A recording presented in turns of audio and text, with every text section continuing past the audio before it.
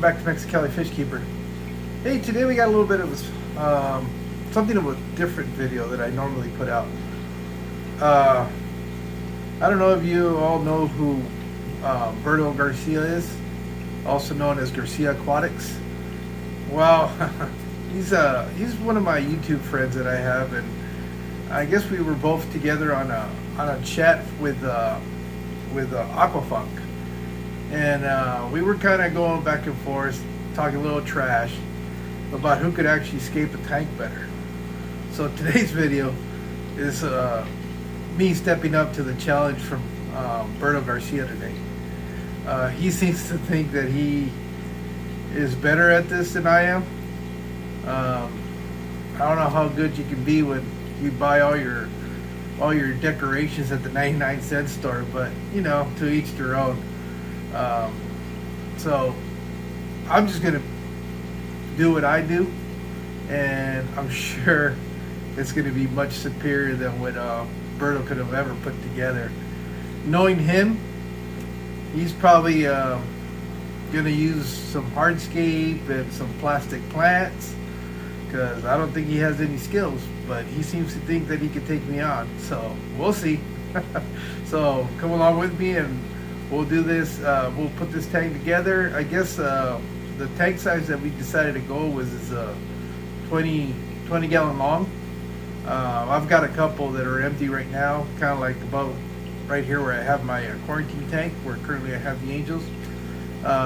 It'll be a similar size tank to that. And I'm still not sure how I'm going to go with it. I know I want to set it up as a breeding tank for my white cloud minnows. So I got to keep that in mind when I scape that. So there it goes, nothing, which really is nothing good when I'm competing against Berto. So, all right, let's go. So this is a 20 long I'm going to use. As you guys can see, it's a little grimy. It's part of that rack system that I had where I was going to set up those 20 longs. So I'm going to go ahead and set up that bottom one, and that's the one I got to clean it out. We'll go ahead and do that, and once I get ready to start scaping, we'll go ahead and see that. Okay, so I got the tank cleaned up a little bit, well, as best as I could, but I am noticing that it is a used tank, and it's pretty scratched up pretty bad, but that's okay, because it's really going to be a breeding tank. But I like to scape most of my tanks, so that's why I'm going to do it with this one. What I'm going to do now is on the back side of it, where it's the heavily scratched, I'm going to go ahead and put a background on it, kind of like what's on the back of this one. It's not black, it's kind of like that frost that you use for window tinting. So I'm going to go ahead and do that to this one here. I've got it on few of my tanks. This one down here has it, and this one down here. I do like the black, but I don't have any black paint right now to be able to paint this black. And so I'll show you guys how I do this real quick. And if you guys ever decide to tint the back of your tanks, that's pretty much the way to do it. The way I'm going to do it right now. All right, so I'll get it ready. All right, what I'm going to do is I'm going to go ahead and cut this film roughly to the size of the tank. I'm going to cut a little bit larger because I could always cut off the excess. So the way I do it, I'll line it up.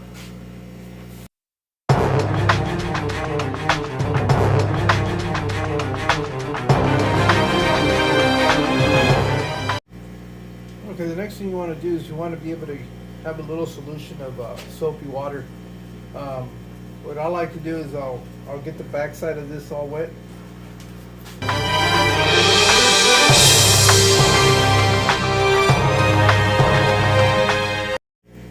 Alright, so actually that side, that's not good. Take the film off. This is what's going to stick to the glass. Put that over there for right now. I'll go ahead and wet this side real good too.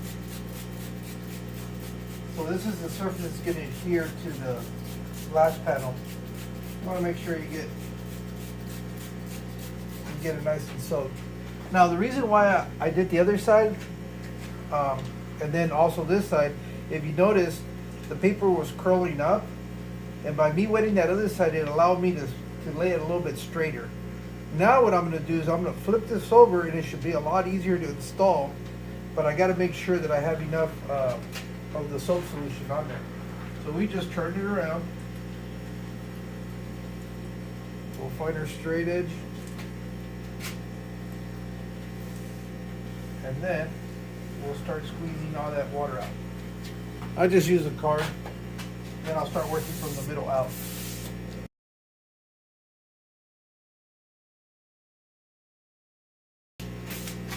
Make sure you get all those air pockets out of there.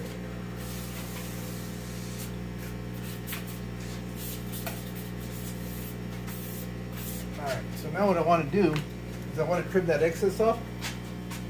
Go grab your blade.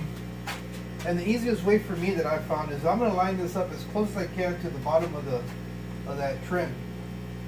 And I'm going to just go ahead and start cutting from there.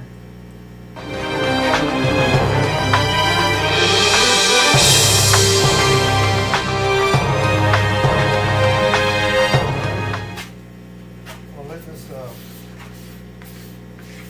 dry out, and then I'll cut the edges off of it. That's how you would cross the back of this. Alright, so I've trimmed off the excess on this. I'm going to have to let this sit for at least 24 hours to make sure that it dries out and it sticks to it. So we'll just pick this up again tomorrow, and we'll start with the scaping of the aquarium. Alright, so this is the following morning. I finally let that tank, that film stick to the back of that glass. And I'll go ahead and turn it around and show you real quick what it is that it's going to look like. So hang on.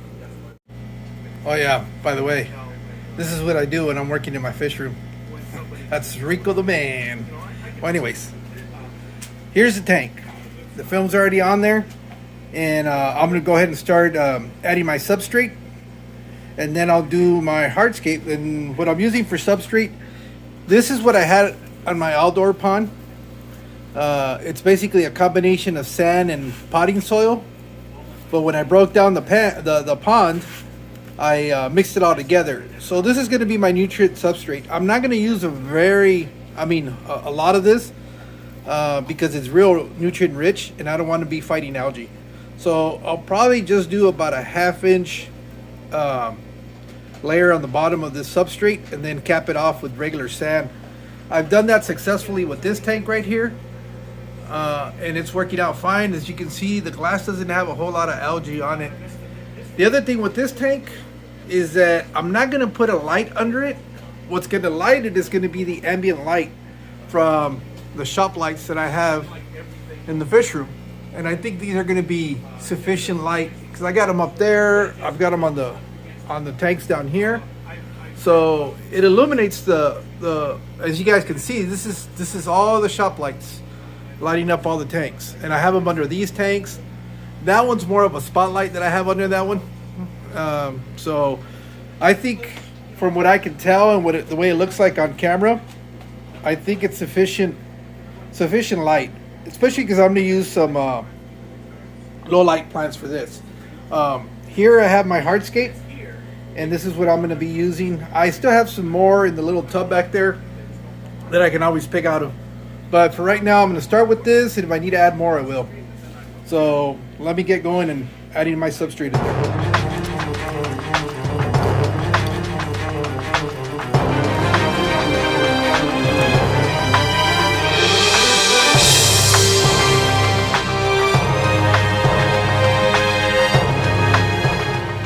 So we've got, that's pretty much going to be the layout for my aquascape. I want these two high points with a little low point in the middle.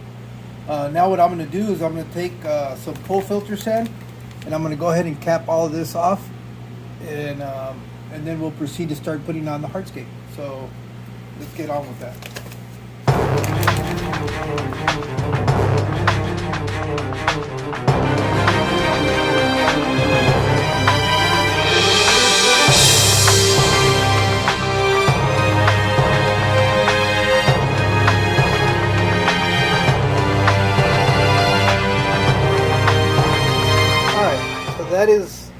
that is all my hardscape. I'm pretty satisfied with that. Now the next part is going to be selecting the plants that I'm going to be putting in here. Okay, so I went into my 10-gallon tank and did a massive trimming of this. This is pretty much my plant tank. I have it in there. It kind of grows wild, and I'll cut stuff out of there and use it on other tanks. So I took some trimmings out of here. This is what I was able to get out of there. I might have to go back and go to some of the other aquariums that I have and pull some plants. But it's very basic, low tech kind of plants. These are low requirements. They don't need a whole lot of light. I got some Luigia, some Kabamba, some Hydrophilia, and some other stuff in there. But once I get it in the tank, I'll kind of point out what it is that I put in there. So let's get started with that.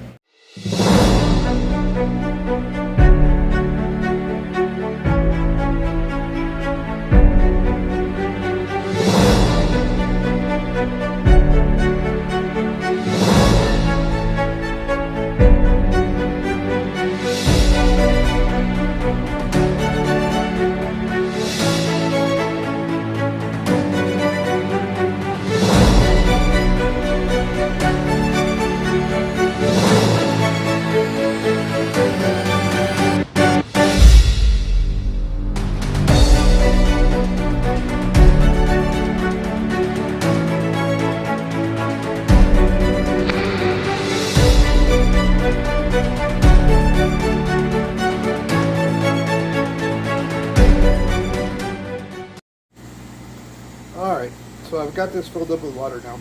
Unfortunately, halfway through it, my phone overheated again, and I had to shut it down for a little bit. But this is what my final scape looks like. Some of these plants they'll start growing in, and as they get taller, I'll propagate them and put them in those little gaps that you can see in there. But I think overall it came out pretty good. At least good enough to beat Berto. I know that for a fact. So, Garcia Aquatics, eat your heart out, man. This is what aquascaping is all about, or Oliver Knotts. But I am good enough to beat you. So, all in good fun. In actuality, I really had a good time doing this. And we'll see who Garcia takes on next. I know he's got a couple of people on his mind that he wants to call out, and hopefully he can learn a little bit from what I did, because I know hands down mine is definitely looking better than his. And just on a different note, one of the disadvantages of living out here in the desert, like I kept saying, my phone kept overheating. I'm sitting in my garage right now, and the temperature is 90 degrees. So that's why my phone keeps overheating right there. 90 degrees. Alright guys, well, like I said, this is all fun and games. None of this is real serious. Actually, Berto's a pretty good friend of mine. He, I guess, really wanted to test his skills and try to learn, and the best way to do that is to kind of do these type of things.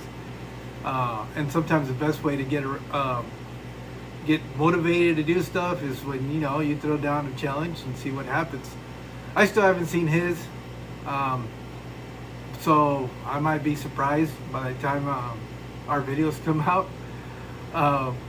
But who knows? I'm pretty confident in the work that I did. I do have a little bit more experience than him in using plants and rocks and stuff like that in my aquariums, because he is a cichlid fish keeper, and with cichlids it's hard to sometimes keep scape tanks. You're very limited to what you can do because they like to dig around and they move stuff and they rearrange. So, but all in all, I had a good time. Hopefully he does too, and just something to keep us motivated in the hobby. And we'll see who's next. All right, you guys have a good one.